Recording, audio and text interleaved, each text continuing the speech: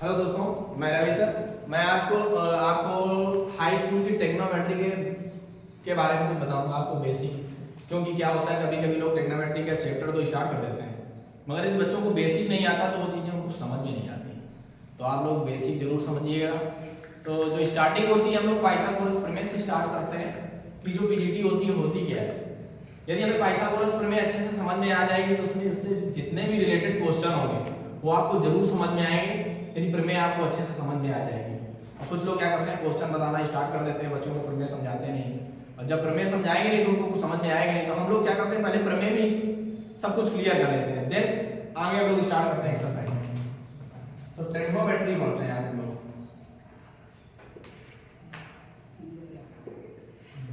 Trigonometry के बारे में हम लोग थोड़ा सा समझते हैं। पहले पाइथागोरस प्रमेय होती क्या है।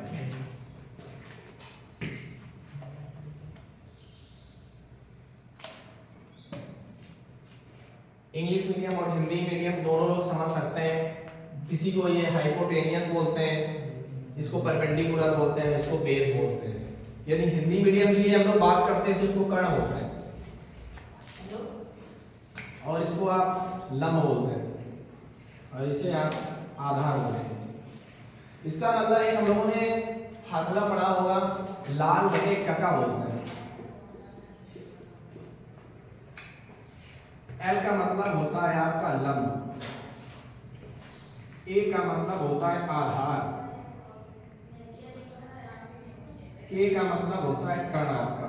इंग्लिश मीडियम की यदि बात करें तो ये हाइपोटेनियस होता है, इसी को कर्ण बोलते हैं और परपेंडिकुलर को लंब बोलते हैं और बेस को आधार बोलते हैं। तो काम एक ही है, सिर्फ उनका रूप अलग है। कहते नहीं है कि हम खाना तो एक ही खाते हैं और मुंह से ही खाते हैं, बस खाने का तरीका अलग होता है। तो सब देखिए, बस उसके रूप हमारे अलग अलग बनाए गए हैं। तो उन चीज़ों पे हमें ध्यान देना है कि कौन क्या है। तो बेटा जो पाइथागोरस की प्रमेय होती है, आप लोगों ने देखा होगा, इनके नाम हम दे लेते हैं यहाँ पे A, B और C। ये आपका यहाँ से 90 दिखाता है। सिर्फ इन्हीं तीनों का ही रोल है, इन तीनों का रोल ही हमें अच्छे से पहचानना है। तो पाइथागोरस प्रमेय क्या कहती है? कहती है कि कर्ण का वर्ग शेष दोनों भुजाओं के वर्ग के योग के बराबर हो, वो आपकी पाइथागोरस प्रमेय कहलाती है। हम लोग एग्जांपल से समझेंगे। देखो, थ्योरी से पढ़ने से यदि हमें कोई चीज समझ में आ जाए तो फिर बहुत ही अच्छी बात है। एग्जांपल में आप जितना अच्छा सा उसमें ध्यान देंगे उतना ज्यादा समझ में आएगा। जैसे मान लो आपके पास 3, 4, 5 ये 3 मान दिए हुए हैं, लंब, आधार और कर्ण के मान। हमने आपको बताया है पाइथागोरस की प्रमेय की कर्ण का वर्ग मतलब k का वर्ग बराबर पहली भुजा लंब का वर्ग प्लस दूसरी भुजा आधार का वर्ग। तो प्रमेय क्या कहती है कि कर्ण का बना वर्ग शेष दोनों भुजाओं के वर्ग के योग के बराबर होता है। हम सिंपल योग नहीं कर सकते, उनके वर्ग का योग करेंगे तभी हमारी प्रमेय प्रूफ होगी। यदि हम सिंपल योग करते हैं तो ये बड़ी भुजा जो होगी आपको कर्ण मान लेते हैं, छोटी भुजा को 3 मान लेते हैं और दूसरी भुजा को 4 मान लेते हैं, तो 5 बराबर 7 आता। क्या ये पाइथागोरस प्रमेय है? नहीं है। अब इसी जगह पाइथागोरस प्रमेय क्या है, कर्ण का वर्ग, इसका मतलब 5 का वर्ग इक्वल टू L का मतलब 3 का स्क्वायर प्लस A का मतलब है 4 का स्क्वायर। तो बेटा 5 का स्क्वायर करेंगे 25 आएगा, 3 का स्क्वायर करेंगे 9 आएगा, 4 का स्क्वायर करेंगे 16 आएगा। ये 25 बराबर 16 प्लस 9 जोड़ो तो बोलो कितना है? 25 है। अब आपको अच्छे से क्लियर हो गया होगा कि जो पाइथागोरस है प्रमेय है वो क्या कहती है कि जो कर्ण का वर्ग है, जब हम उस मान का वर्ग करेंगे और दोनों भुजाओं का वर्ग करेंगे, मतलब लंब का वर्ग प्लस आधार का वर्ग, और उन दोनों को जोड़ देंगे तभी हमारी पाइथागोरस प्रमेय कहलाएगी। अब हम क्या करते हैं, इसको साफ करके थोड़ा सा इधर हम आपको बता देते हैं, फिगर आपको बना रहेगा। ये आपकी पाइथागोरस प्रमेय हुई। अब आप लोग ये सोच रहे होंगे यहाँ पे लिखा लाल बटे कका, ये इसका रोल क्या है? L का मतलब हमने अभी आपको बताया था कुछ देर पहले कि L का मतलब लंब होता है, A का मतलब आधार होता है, K का मतलब कर्ण होता है। हमारे ट्रिग्नोमेट्री में ट्राई का मतलब होता है 3 से स्टार्ट है, कि मतलब वो जो ट्रिग्नोमेट्री है वो 3 अनुपात मतलब 3 से स्टार्ट हुई है। Sine, cos, tan. साइन से बन जाता है कोसेक, कॉस से बन जाता है सेक और tan से बन जाता है कॉट। तो हमारे 6 कंप्लीट होते हैं। तो sin थीटा बराबर बेटा होता है लंब बटे कर्ण, cos थीटा बराबर होता है आधार बटे कर्ण और tan थीटा बराबर होता है लंब बटे आधार। हमने आपको अभी बताया कि हमारे पास 3 हथियार हैं sin cos tan, उन्हीं का हमें उल्टा करना है। अर्थात sin का उल्टा आपका क्या हो जाएगा cosec, cosec थीटा बराबर होता है कर्ण बटे लंब, जस्ट उल्टा करना है इसका। cos का उल्टा हो जाएगा sec, ये हो जाएगा कर्ण बटे आधार। इसके बाद इसको cot लिख दो, ये आ जाएगा आधार बटे लंब। अब हम लोग ये तो 6 पता कर लिया। 6 आप ये पूछोगे आप ये क्यों बताया, क्या इसका रोल है? हाँ इसका रोल है। यदि हम आपको ये ना बता पाते तो आगे चीजें आपको हम समझा ना पाते, क्योंकि इसके आगे जो एक फार्मूला बनेगा आप लोग पढ़ा होगा sin square theta plus cos square theta बराबर 1। आप लोगों को फार्मूला बता दिए जाते हैं। फार्मूला बताने के बाद उसके और भी आगे फार्मूले बताए जाएंगे। कभी आपको ये नहीं समझाया जाता है कि ये फार्मूला आया कहाँ से। यदि हमको ये पता चल जाए ये फार्मूला आया कहाँ से तो हमको अच्छी सी चीजें समझ में आ जाती हैं। तो दोस्तों आप लोग बने रहिएगा, मैं आपको वो चीज भी समझाऊंगा। देखो आपने पाइथागोरस में अभी पढ़ी थी आपने कि कर्ण का वर्ग बराबर होता है लंब का वर्ग प्लस आधार, यही पढ़ा था। हम लोग यदि k के साथ 1 मल्टीप्लाई में करते हैं तो कोई दिक्कत नहीं, क्योंकि 1 जो होता है हर एक संख्या के साथ गुणांक में होता है। तो हम लोग क्या करेंगे, ये k स्क्वायर गुणा में लिखा है तो नीचे भाग में चला जाएगा, ये हो जाएगा l square plus a square upon k square. अब हम लोगों ने बताया था कि जब हर की संख्या समान होती है तो दोनों ऊपर जोड़ देते हैं, इनको अलग भी कर सकते हैं। तो यहाँ लिख देंगे l square upon k square plus a square upon k square. यदि दोनों बराबर स्क्वायर में लिखे तो हम एक साथ लिख सकते हैं l अपॉन k का whole square plus a upon k का होल स्क्वायर। अभी हमने कुछ देर पहले आपको कुछ अनुपात के सूत्र दिखाए थे कि sin थीटा बराबर क्या होता है। बोलो लंब अपॉन कर्ण बोला, cos थीटा बराबर क्या बोला था आधार बटे कर्ण। तो जो इसका फार्मूला आएगा इसकी जगह लिख दो sin थीटा, तो sin स्क्वायर थीटा हो जाएगा, इसकी जगह लिख दो तो cos स्क्वायर थीटा हो जाएगा। अपना यही फार्मूला ये मिल गया। अब आप देखते होंगे इसी से दो फार्मूले और निकल आते हैं हमारे। क्या निकलते हैं, जब sin स्क्वायर थीटा को इधर रखेंगे cos इधर ले आएंगे तो जो sin स्क्वायर थीटा का फार्मूला निकलेगा वो निकलेगा 1 माइनस cos स्क्वायर थीटा। एक आपको फार्मूला ये मिल जाएगा। इसके बाद क्या करेंगे, cos को इधर रखेंगे sin को इधर ले आएंगे, वो आपका माइनस में आ जाएगा। cos स्क्वायर थीटा बराबर हो जाएगा 1 माइनस sin स्क्वायर थीटा। आप लोगों को एक सूत्र मिल गया, sin square theta plus cos square theta बराबर 1। अब इसके और भी होते हैं, वो कैसे हम आपको बता रहे हैं।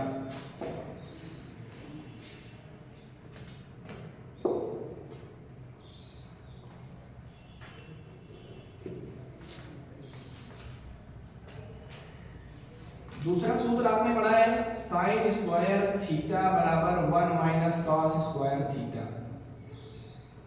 तो देखो यहाँ पे 1 लिख दें, कोई दिक्कत। इस sin स्क्वायर को हमें इसके नीचे भेजना है तो 1 बराबर हो जाएगा 1 अपॉन sin स्क्वायर थीटा।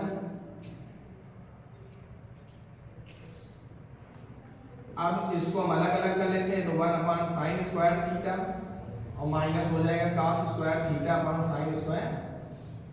बेटा इधर देखना, ये लिखा है 1 बराबर, ये लिखा है 1 अपॉन sin। अभी हमने आपको बताया था कि sin का उल्टा cosec होता है, cosec का उल्टा sin होता है। तो जहां पर 1 अपॉन sin लिखा है इसकी जगह आप क्या लिख सकते हो, cosec लिख सकते हो।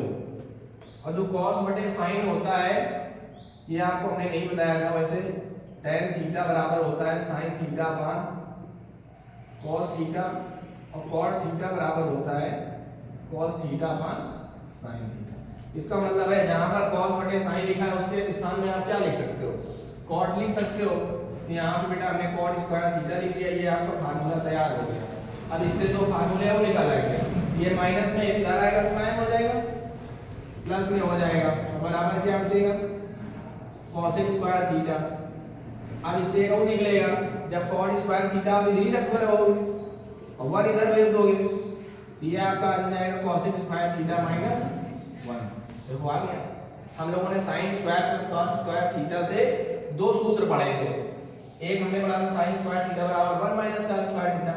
अब एक हमने पढ़ा है cos स्क्वायर थीटा बराबर 1 माइनस साइन स्क्वायर थीटा, उससे भी अभी हम दो सूत्र निकाल रहे हैं।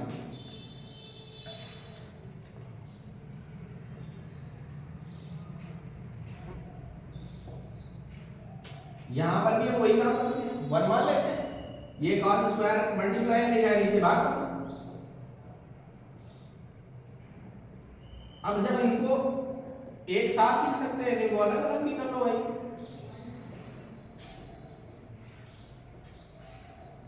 अब देखो ये 1 अपान cos लिखा है, और 1 अपान जो cos होता है उससे होता है,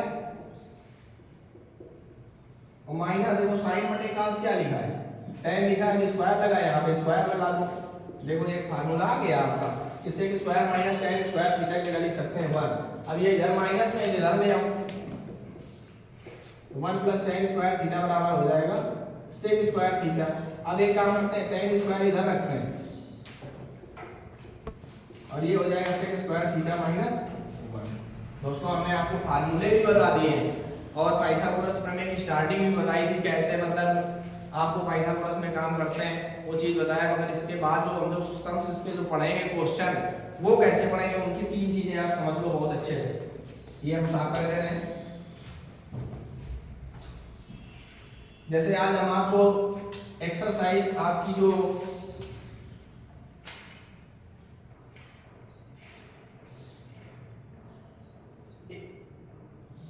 एक्सरसाइज जैसे 8A है आपकी ट्रिग्नोमेट्री में, जो एक्सरसाइज है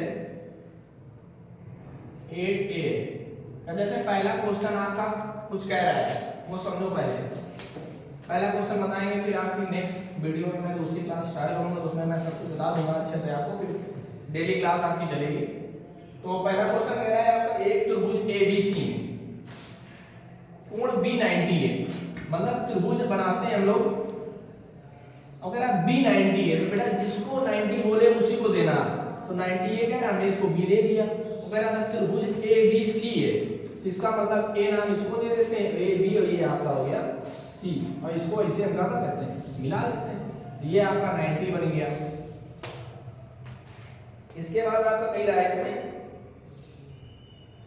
AB बराबर 5, AB देखो कहाँ है, ये 5 सेंटीमीटर है, और BC आपका 12 है, CA आपको निकालना है, मगर इसमें कुछ मान दिए गए हैं जिनका मान निकालना है साइन, कॉस और tan का। Sine A, cos A, tan A।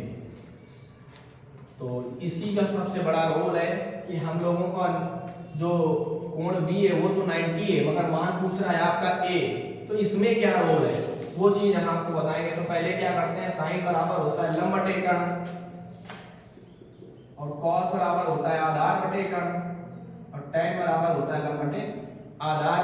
इसका मतलब है आपको लंब और आधार तो दिया है मगर कर्ण नहीं दिया है, तो हम लोग सबसे पहले कर्ण निकालेंगे। तो कर्ण का सूत्र क्या होता है, कर्ण का स्क्वायर बराबर लंब का स्क्वायर प्लस आधार का स्क्वायर। तो कर्ण का स्क्वायर बराबर लंब का मान कितना है, 5 प्लस 12 25, ये हो जाएगा 144, ये आ जाएगा 169। तो इधर से वर्ग घटेगा, इधर आ जाएगा अंडर रूट 169। तो जो k का मान निकलेगा वो निकलेगा 13, अर्थात ये मान कितना आ गया 13। अब मान देखो कैसे निकालते हैं, हमको साइन A का निकालना है। तो साइन A बराबर क्या लिखेंगे, लंब बटे कर्ण, कॉस A बराबर लिखेंगे आधार बटे कर्ण, tan A बराबर लिखेंगे लंब बटे आधार। तो बेटा समझो इसमें कोण क्या मांग रहा है, A मांग रहा है। तो हरदम ये देखना जो कोण पूछे उसी के सामने वाली भुजा ही लंब होती है, और जो उसके बगल में हो जाए वो आधार हो जाएगी। कर्ण में कोई चेंज नहीं होता है, चाहे वो A पूछे, चाहे B पूछे, चाहे C पूछे। इसका मतलब है कि कर्ण में कोई चेंज नहीं होता है, यदि चेंज होता है तो लंब और आधार में चेंज होता है, और कर्ण में कोई चेंज नहीं होता है। तो जैसे हमने आपको बताया कि जो कोण पूछे उसके सामने वाली भुजा लंब होती है। तो बताओ बेटा इसमें A है, तो A आपका कहाँ है, ये। वैसे भी हम 20 समकोण पूछे तो हमने लंब 5 रखा था, आधार 12 रखा था, कर्ण में कोई दिक्कत नहीं है। मगर कोण उसने A पूछ लिया है, तो अब A के सामने कौन सी भुजा होगी, आपकी ये वाली हो जाएगी। इसका मतलब लंब कितना है यहाँ पे 12 होगा, और कर्ण में कोई दिक्कत नहीं, कर्ण आपका 13 हो जाएगा। अब बेटा देखो cos पूछ रहा है, a पूछ रहा है, तो a के सामने लंब ये है तो आधार आपका ये हो जाएगा, तो आधार आपका 5 हो गया, कर्ण आपका वही है। अब जैसे tan में पूछ रहा है तो a पूछ रहा है, तो लंब आपका कहाँ है, इसके सामने ये लंब है और ये आधार है, ये आपका कितना आ गया 12/5। ये आपका क्वेश्चन नंबर 1 एक्सरसाइज 8A का कंप्लीट हो गया। जैसे हम एक्सरसाइज 8A में दूसरा क्वेश्चन जो कही रहा है आपका कह रहा त्रिभुज ABC में कोण B समकोण है, इसमें भी कोण B समकोण कही रहा है। देखो जैसे दूसरा नंबर क्वेश्चन हम आपको बताने जा रहे हैं, ये हम साफ कर देते हैं इधर। इसमें ये समझ में आ जाएगा क्योंकि इसमें दो कोण पूछ रहे हैं, कोई ए पूछ रहा है कोई सी पूछ रहा है, तो उससे समझ में आ जाएगा कि जैसे ए पूछ रहा हो सी पूछ रहा हो तब हम लोग क्या करते हैं, तो कोण बी समकोण नहीं रहा है, ए बी और बी सी के मान दिए और सी ए के मान दिए, इसका मतलब इसमें सब कुछ दिया हुआ है।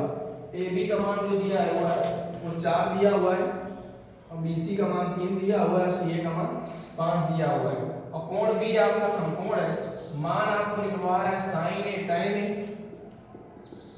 साइन ए tan ए cos c और quad c।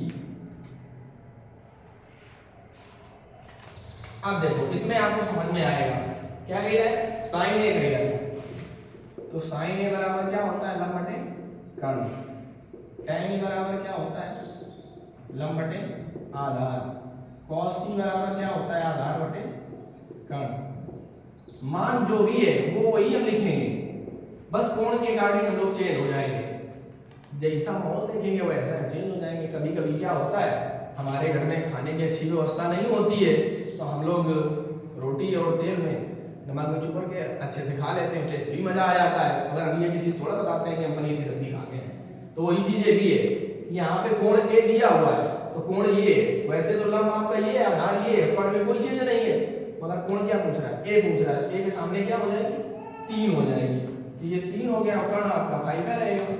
ये भी ए कही रहा है, इसके सामने लंब क्या है 3 है, आधार 4 है।